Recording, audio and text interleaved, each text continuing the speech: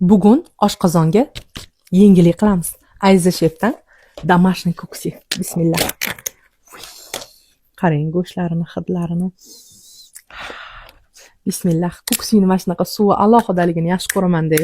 O'zingizga moslab, ko'p kam qilib sovib olasiz. Bismillah. Suvini o'zini ichib ko'ramiz. Achchiqqina. Bismillah.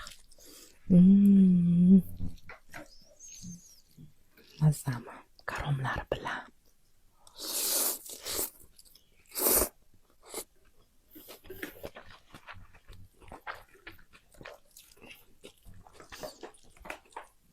Ko'ksini muzdekgina qilib yeyishni qilsa yaxshi ko'raman-da.